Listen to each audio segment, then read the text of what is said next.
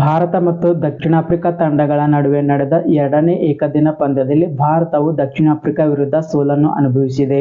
ಭಾರತದ ಸೋಲಿಗೆ ಪ್ರಮುಖ ಕಾರಣ ಏನೆಂಬುದನ್ನು ನಾವು ಈ ವಿಡಿಯೋದಲ್ಲಿ ಪೂರ್ತಿಯಾಗಿ ತಿಳಿದುಕೊಳ್ಳೋಣ.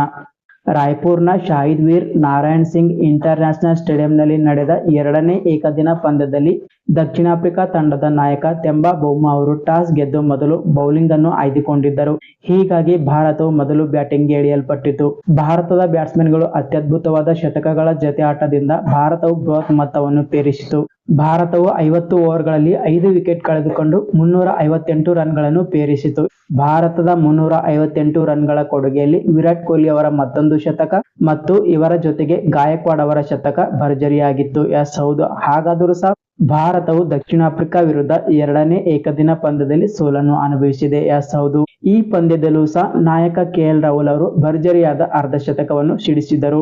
ವಿರಾಟ್ ಕೊಹ್ಲಿ, ಋತುರಾಜ್ ಗಾಯಕ್ವಾಡ್ ಮತ್ತು KL ರಾಹುಲ್ ಅವರ ಅತ್ಯದ್ಭುತವಾದ ಬ್ಯಾಟಿಂಗ್ ಪ್ರದರ್ಶನದಿಂದಾಗಿ ಭಾರತವು 358 ರನ್ಗಳನ್ನು ಪೇರಿಸಿತು.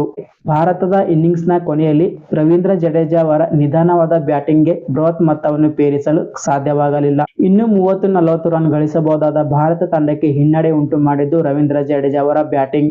ದಕ್ಷಿಣ ಆಫ್ರಿಕಾದ ಯಾವೊಬ್ಬ ಬೌಲರ್ ಅನ್ನು ಎದುರಿಸಲು ರವೀಂದ್ರ ಜಡೇಜಾ ಅವರು ತುಂಬಾನೇ ತಿಣುಕಾಡಿದರು. ಹೀಗಾಗಿ ಭಾರತವು 400ರ ಗಡಿ ದಾಟುತ್ತದೆ ಎಂದು ಅಂದಾಜಿಸಲಾಗಿತ್ತು. ಆದರೆ ಭಾರತವು 50 ಓವರ್ಗಳಲ್ಲಿ 5 ವಿಕೆಟ್ ಕಳೆದುಕೊಂಡು 358 ರನ್ಗಳನ್ನು ಮಾತ್ರ ಪೇರಿಸಿತು.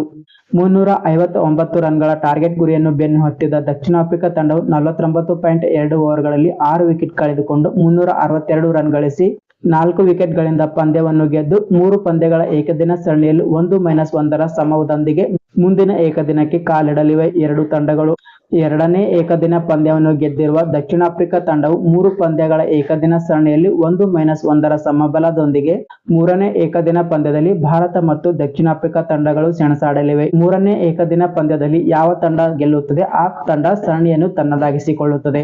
ಹಾಗಾದರೆ ಭಾರತದ ಸೋಲಿಗೆ ಪ್ರಮುಖ ಕಾರಣ ಏನೆಂಬುದನ್ನು ನಾವು ಇವಾಗ ತಿಳಿದುಕೊಳ್ಳೋಣ. ಭಾರತವು ಎರಡನೇ ಏಕದಿನ ಪಂದ್ಯದಲ್ಲಿ ಬೃಹತ್ ಮೊತ್ತ ಗಳಿಸಿದರೂ ಸಹ ಭಾರತವು ಸೋಲನ್ನು ಅನುಭವಿಸಿತು. ಇದಕ್ಕೆ ಕಾರಣ ಭಾರತದ ಬೌಲರ್ಗಳು ಮತ್ತು ಫೀಲ್ಡಿಂಗ್ ವಿಭಾಗ. ಎಸ್ ಹೌದು, ಭಾರತದ ಬೌಲಿಂಗ್ ವಿಭಾಗ ತುಂಬಾನೇ ದುರ್ಬಲವಾಗಿತ್ತು ಮತ್ತು ಭಾರತವು ತುಂಬಾನೇ ಅನವಶ್ಯಕವಾದ ರನ್ಗಳನ್ನು ಬಿಟ್ಟುಕೊಟ್ಟರು ದಕ್ಷಿಣ ಆಫ್ರಿಕಾ ತಂಡಕ್ಕೆ. ಹೀಗಾಗಿ ಭಾರತವು ಸುಲಭವಾಗಿ ಗೆಲ್ಲಬಹುದಾದ ಪಂದ್ಯವನ್ನು ಕೈ ಚೆಲ್ಲಿತು.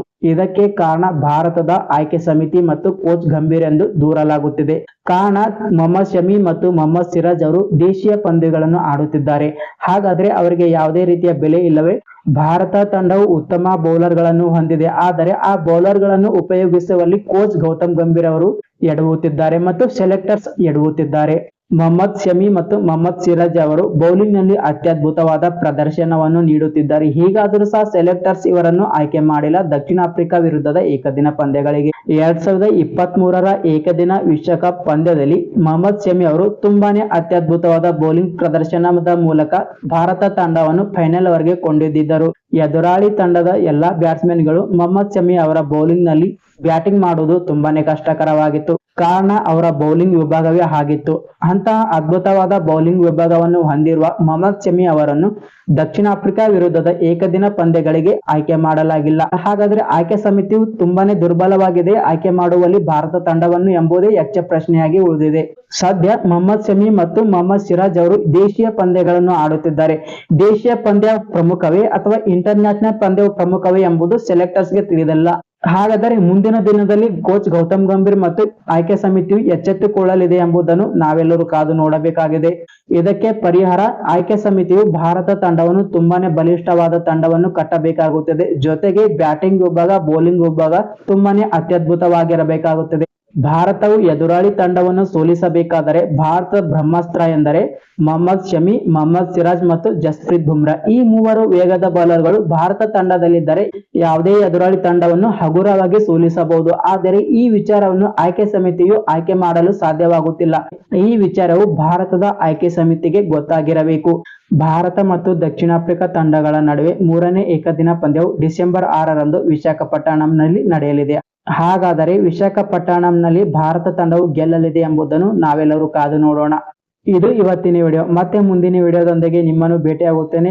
ದಯವಿಟ್ಟು ನೀವೆಲ್ಲರೂ ನನ್ನ ಚಾನಲ್ಗೆ ಸಬ್ಸ್ಕ್ರೈಬ್ ಆಗಿ, ಶೇರ್ ಮಾಡಿ, ಕಮೆಂಟ್ ಮೂಲಕ ನಿಮ್ಮ ಅಭಿಪ್ರಾಯಗಳನ್ನು ತಿಳಿಸಿ ಅಂತ ಹೇಳ್ತಾ ನಾನು ಇವತ್ತಿನ ವಿಡಿಯೋವನ್ನು ಮುಗಿಸುತ್ತೇನೆ. ನಮಸ್ಕಾರ.